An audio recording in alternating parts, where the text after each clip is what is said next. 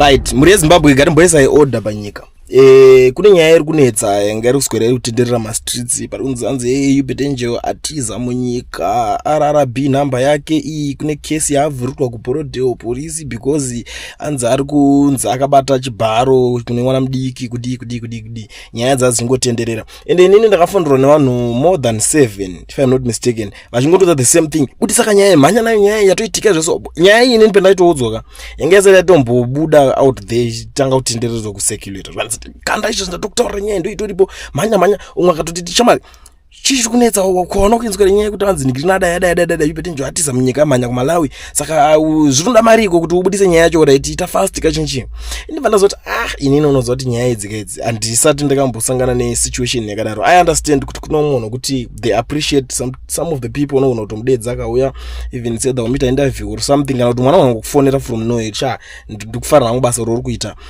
chimbomwa drink ndo zvandongo understand zvagara zvinokuitika mwana kunongoti iyo machibojuso kana wifi yako or something zvakawanda zvine zvichingotaurika una kwete the extent papasvikwa apa kuti vanzi nyaya inonzi fasta chitotaura nyaya yacho ndo yaitika inini ndozvinzwisisa zvinhu ndozviziva because Yubetenjo ndanga ndaona kuti iye anga atoenda kuMalawi kuna spiritual son wake Bushiri vachitoita zvavaiita ikoko saka zvakundinetsa zvokuti ndakunzi abuda munyika zviri legal atotiza atoita zvokutojabha bhodha ari kutoshaika asi kubatika ari kutomhanyiswa ari pakutsvakwa ndope ndakaona kuti this is nonsense honestly because kana iyo nyaya yacho iripo iri yechokwadi munhu anotobuda ere ototaura ndiri pano otobuda achitorwa mavidhiyo ari muMalawi vanongomutera kamuMalawi kana dziti dzonyaya dzacho because vanhu vaya mahigh profile nokuti anongonzi ningari pakati ndee munomutoura ikoko simple as that ende Interpol inogona kutongoisirwa mari because marivals anenge akawanda nyaya inotomisa Interpol nyaya dzemari kutoti vatotera vamwe vanhu vese but ndakazoongorora manje totise order iyi inonzi counter intelligence inenge ichirowa it said that iye Yubetenjo wacho in my understanding zvangu ndiye anenge atobhadhara vanhu mari ucover the narrative nyaya dzekuti anoda vakadzi anenge achirana navakadzi achita sei idzi nyaya dziri kungotenderera kubva kudhara saka anenge ati since vanhu vari panyaya yekumhanyisana kuti magaya zviso ndiye ari kupa chimoto chakadai but regedza tiva tangopindira togara tavharidzira dzedu nyaya inenge ichiitwa ndeyekuti kuna anenge achitoudzwa utonzi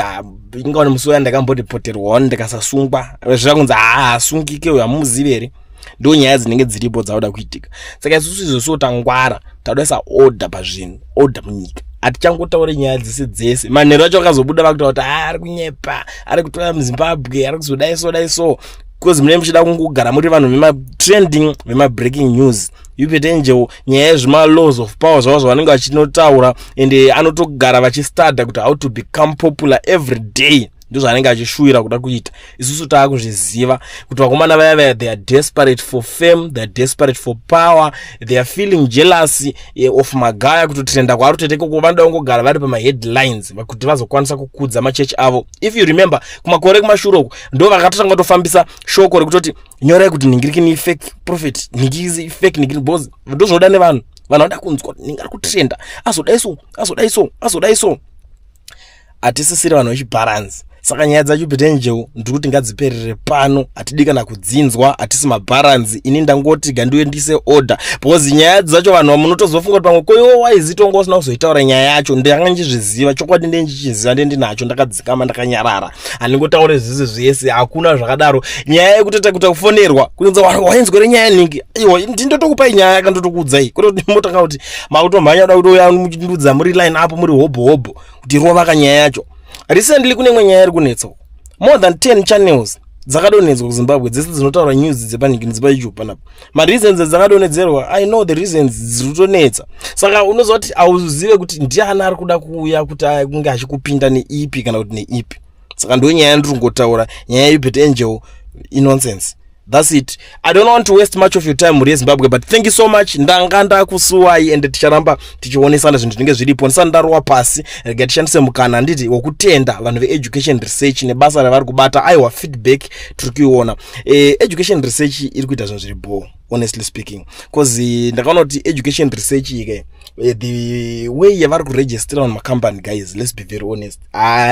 top notch. Vanhu vasina ma work permits vararamiswa needucation research vasina ma work permits vanoda kuregister macompany varegisterwa hobo vanhu vari kungopupura ende vanhu vari kuita mabusinesses achibudirira saka iwo why uchida kuzosarira pane zvinhu zvakadai so izvi why usiri kuda kuregister company yako chii chiri kuitika chototi kuregedza kuita se kuregister yako kupusa iri. Garai mabata mukoma Owen panhamba dzavo idzo dziri kubuda pascreen on the flyer, mutaura navo vokubatsirai mukuregisterwa company, muvhurwa FNB business account. And even kana uri kunze kweSouth Africa unokwanisa kutoitirwawo namukoma Owen, vanokwanisa kutokuregisterawo yako, but unongodiwa chete kuti unge passport yako iyo ine entry stamp, chidindo chekupindisa munyika. Ndo zvinhu zviri kungodiwa chete, hapana kana yakatombonyanya. Advantage iripo kwese kwauri vanokuitira, haumbonide kutravel ndakuzoya kumaofisi dzenyu ndofamba sei ndozodidi uzotanga kutsvaka zvakawanda Uber Bolt yekufamba zvinoita vamwe zviya no,